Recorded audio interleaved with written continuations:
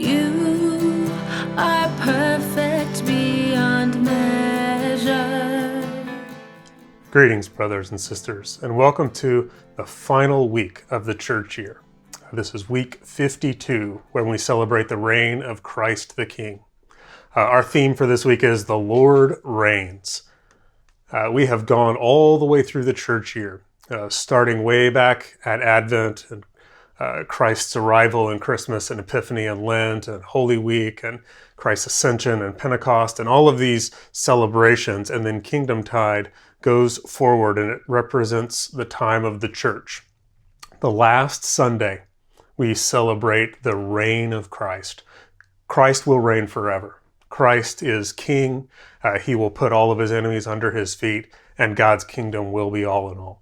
That finality, that goal is how we end the church year. And in so doing, we create in ourselves and engender in ourselves the hope that Advent calls us to. Advent calls us back to the hope of Christ's first arrival, but also of his second arrival. And so as we reflect on the reign of Christ, consider also that we are leading into a time of hoping for his arrival and hoping for that reign to come. Our text for this week is Psalm 93. I'm going to go ahead and read this psalm. It's rather short, and then we'll talk about it. Psalm 93 says, "The Lord reigns. He is robed in majesty. The Lord is robed. He has put on strength as his belt. Yes, the world is established. It shall never be moved. Your throne is established from of old. You are from everlasting." And so you see here, you have the eternal God whose throne, he has been reigning forever. And he has established creation. He is the one who created everything by the power of his word. And he sits robed with strength, reigning as king. So that's the context here. And then it goes on. "The floods have lifted up, O Lord. The floods have lifted up their voice. The floods have lifted up their roaring. Mightier than the thunders of many waters, mightier than the waves of the sea. The Lord on high is mighty. Your decrees are very trustworthy. Holiness befits your house, O Lord, forevermore."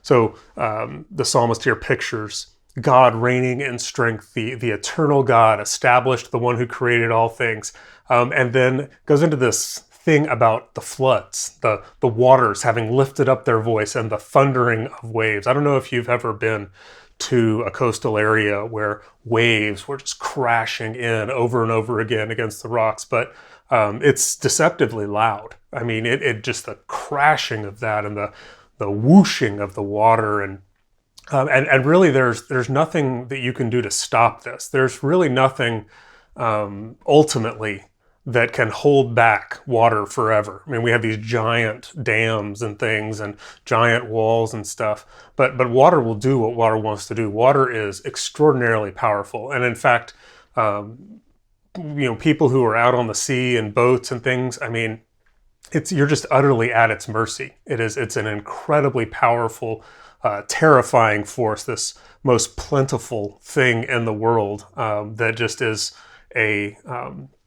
it's just overwhelming.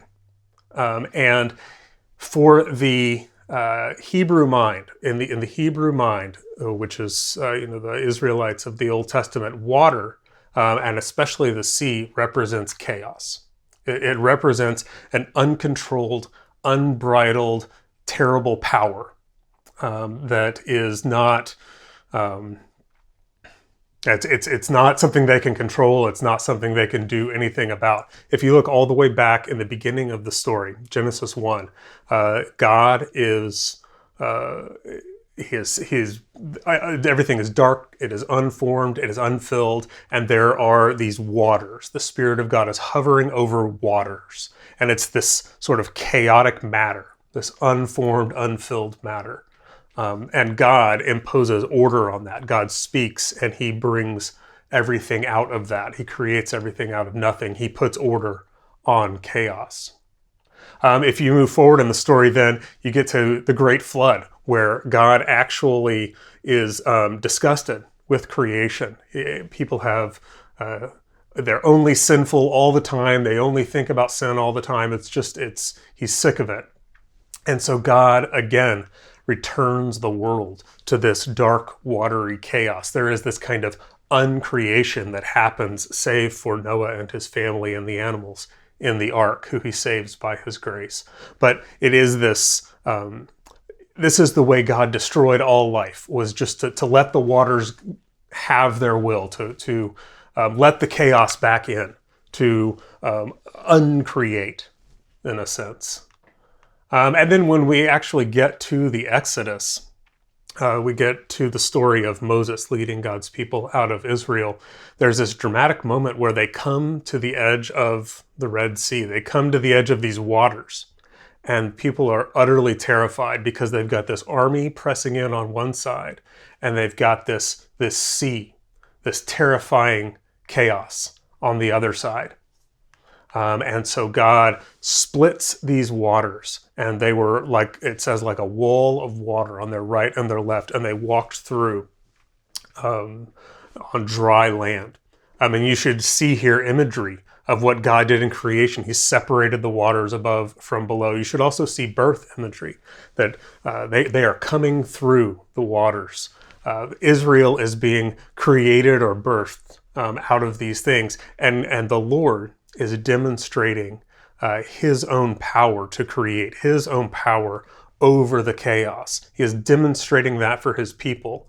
He is their salvation. He is their deliverer, not only from the Egyptians, but from creation, from these powers that are just unable to be held back or unable to be understood. He is the Lord. He reigns. He is, the floods lift up their voice. The walls of waters roar at their right. And I wonder what that sounded like. I wonder what it sounded like for the Israelites to walk through the middle of that.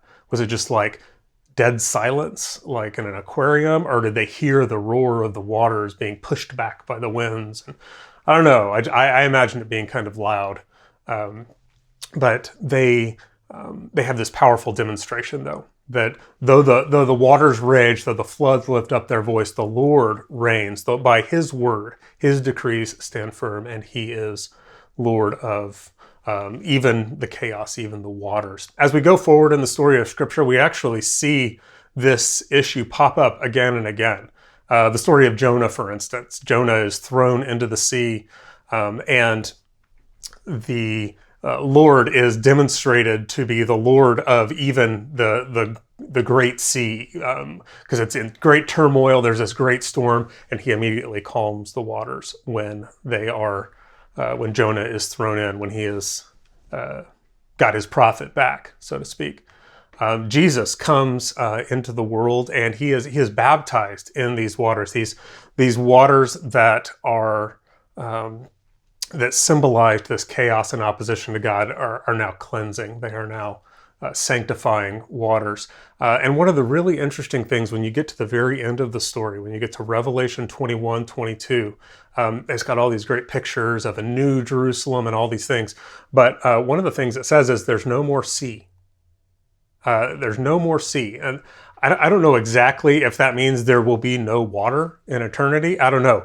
But what it does represent is God's final victory over chaos, God's final reign. God will be all in all, and there will be no more darkness and chaos threatening to overcome him. The Lord reigns. He is robed in majesty. The Lord is robed. He has put on strength as his belt. Yes, the world is established. It shall never be moved.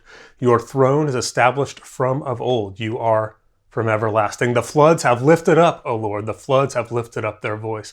The floods lift up their roaring. Mightier than the thunders of many waters, mightier than the waves of the sea. The Lord on high is mighty. Your decrees are very trustworthy. Holiness befits your house forevermore. One commentator in speaking about this psalm calls this the chaos knocking at the door. He said, the call is to remember the ancient acclamation that God reigns and makes life possible. With that memory, the congregation can live into that hope as if God rules, as if God is actually ruling. And they can find a home with nurture for hope and wholeness in this world with chaos knocking at the door. This psalm gives God's people hope as they affirm that despite the chaos knocking at the door, despite the raging of the floods, despite all the terrifying things that are happening, despite the apparent uncontrolled and unchecked nature of sin and evil in the world, that the Lord reigns. His decrees are trustworthy. Holiness befits his house forevermore. He is king. And that is what we affirm on this Sunday. The Lord reigns. This celebration of the reign of Christ the King is unlike many of the other celebrations in the church year. If we look at something like Christmas or Easter or Pentecost, those have their origin way back, even to the point of the New Testament in the early church. The reign of Christ the King was actually not formalized until 1925. And in 1925, the church formalized this celebration the last Sunday of the church year to acknowledge the reign of Christ. And it was to stem the tide of a nationalism, especially in Europe, that was beginning to overshadow people's faith. There was a patriotism, a loyalty to nations, a loyalty to political things, a loyalty to ideologies that was taking the place of people's faith.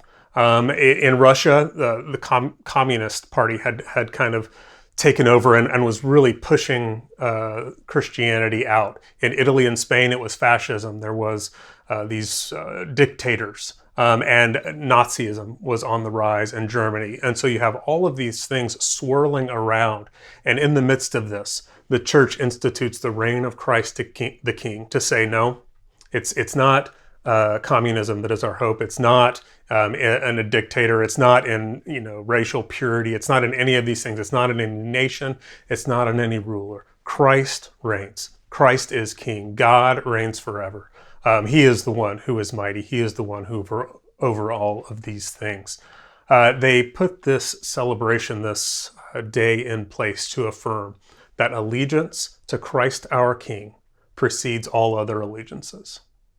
Allegiance to Christ our King precedes and even overrules all other allegiances. We have a lot of allegiances in our life. We have a lot of things we are committed to, things we care about, people we care about, ideas we care about, movements or political things we care about. There's all sorts of things that draw our heart, that we give our allegiance to, that we put our energy into. But Christ, our allegiance to Christ, our King, comes before and is over above all of these other things. This is one of my favorite charts that Toomey has created. It talks about substitute sinners to a Christ-centered vision. It's very, very easy for us to put something else as the central thing that takes our allegiance. There are a lot of good outcomes, a lot of good places where allegiance to Christ has application, but we can tend to make those things the center of our faith.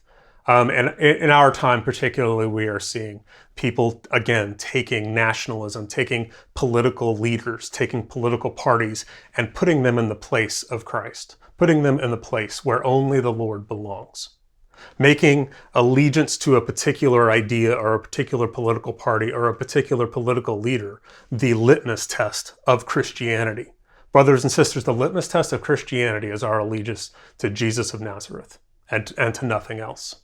Christianity has all kinds of implications. This allegiance affects everything in our life. But make no mistake, our allegiance to Christ, our King, it precedes every other allegiance. It is over and above all of these things.